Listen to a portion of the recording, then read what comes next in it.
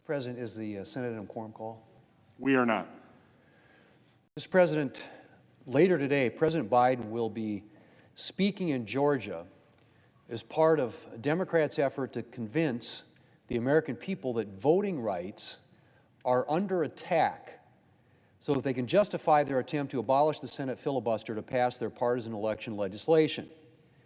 A noted Democrat operative once famously said that you should never let a good crisis go to waste. He meant, of course, that a crisis could give you the opportunity to push things through that you might not be able to get done in the ordinary course of things. It's a lesson that Democrats have learned well. Last March, for example, Democrats used the cover of the COVID crisis to pass a so-called COVID relief bill that had very little to do with COVID relief and had a lot to do with expanding the role of government and providing payoffs to Democrat constituencies.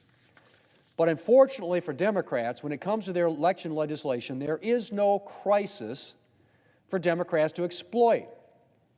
And so Democrats have spent the past year busily trying to manufacture one. I say the past year, but Democrats have actually been claiming there's a voting crisis for much longer. The source of the election bill that we will likely vote on this week is H.R. 1, election legislation that was first introduced by Democrats back in 2019. Back then, Democrats told us our election system was broken and that we needed this bill to fix it. After all, a Republican had won the last presidential election and beat a favored Democrat candidate. Surely that meant that our system was in trouble. But then the 2020 elections came along, and Democrats won the presidency and a majority, albeit a narrow majority, in both houses of Congress. Voter turnout was massive, and a Pew Research Center poll found that 94% of people found it easy to vote. 94%. So all of a sudden, it was pretty difficult for Democrats to claim that our system was broken. But they still wanted to pass their election legislation, so they came up with a new crisis. In 2021, a number of states passed updates to their voting laws, partly because of the challenges and special circumstances that arose as a result of the pandemic.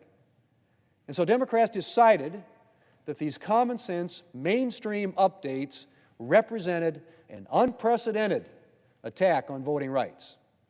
And Georgia, which is one of the first to enact voting legislation, has become the poster child for Democrats' campaign to convince Americans that their voting rights are in danger. So what terrible voter suppression measures are states imposing? Well, one provision of the Georgia law that has come in for a lot of Democrat outrage is its measure forbidding partisan political organizations from providing individuals with food or water within 150 feet of a polling place. Yes, apparently, preventing partisan political organizations from providing lunch to voters threatens the very stability of our entire democracy. Now, nothing in Georgia's law prevents outside groups from providing food and water to individuals outside the 150-foot radius. And Georgia's law explicitly allows nonpartisan election workers, as opposed to political groups, to make water available to voters. And of course, I'm pretty sure any voter can bring his or her own food and water.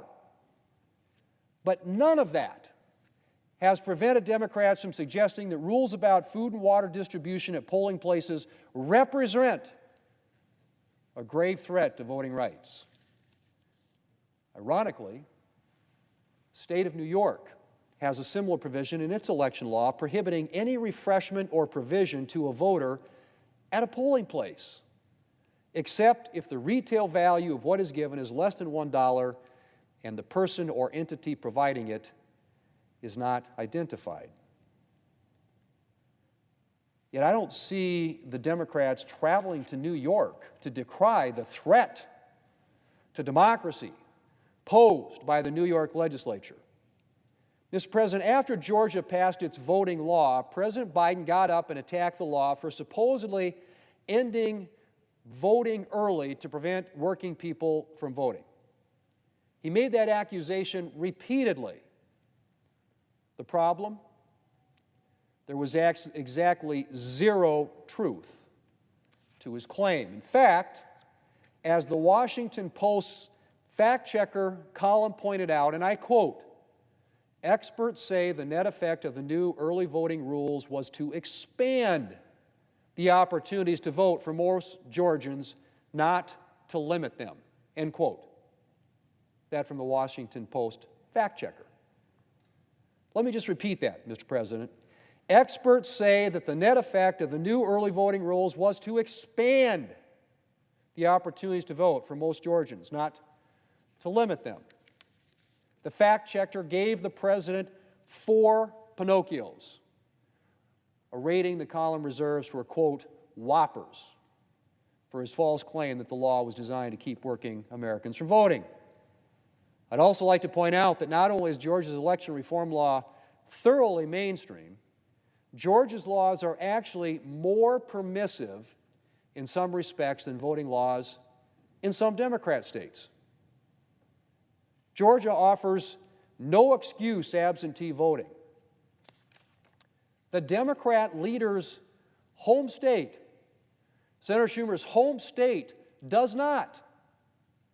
In fact, voters in the Democrat leader's home state actually just rejected a ballot measure that would have allowed no excuse absentee voting. I guess the Democrat leader thinks that those voters are trying to destroy our democracy. Georgia also has way more days of early voting than the Democrat leader's home state. So does Arizona, another state that has come under fire from Democrats for updating its election laws. And yet, red states, according to Democrats, are the states attempting to suppress votes. It's also important to note that the Georgia law was written to address concerns from Republican and Democrat voters, including concerns raised by Stacey Abrams' affiliated groups over the 2018 Georgia gubernatorial election. Mr. President, there's no question, we should make voting easy and accessible.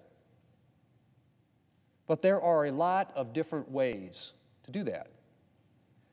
And states can have different requirements and still all offer ample opportunities to vote. Also, I think my Democrat friends need a little perspective check. There are countries where individuals would consider it a privilege to be able to stand in line to vote in a free election, even if someone didn't provide them with food and water. Of course, no one wants voters to have to stand in long lines, and in fact, Georgia's election law will make it less likely that they have to. But Democrats' dramatic claims that a long line or a lack of a drop box, or say 9 as opposed to 10 days of early voting, somehow threaten the right to vote in this country are nothing short of absurd. I have faith that Americans are capable of voting even without the Democrat Party providing them with a boxed lunch. Mr. President, there's no election crisis in this country. This last election, biggest turnout in American history in 120 years. You have to go back to the year 1900 to find a time when the election turnout in an American election was equal to or exceeded what we had in 2020. What there is a partisan Democrat election bill that Democrats have wanted to pass since long before the Georgia legislature reformed its election laws, because they think it will give them an advantage in future elections. And you don't have to take my word for it. More than one Democrat has openly admitted the Democrats want to pass a federal election takeover because they think it will give their party an advantage in the next election.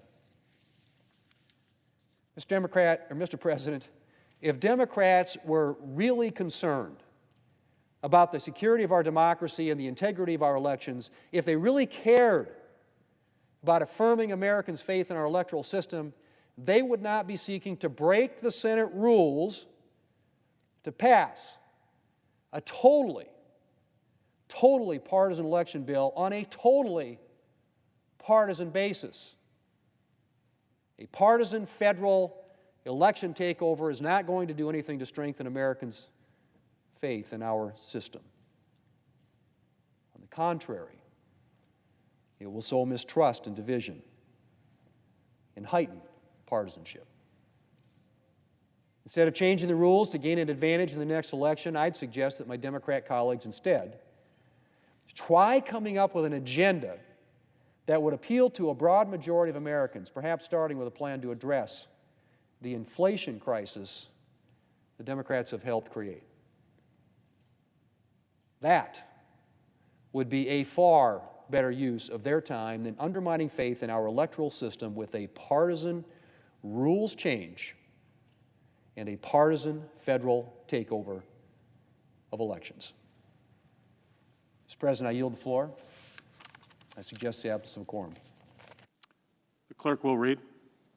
We'll call the roll.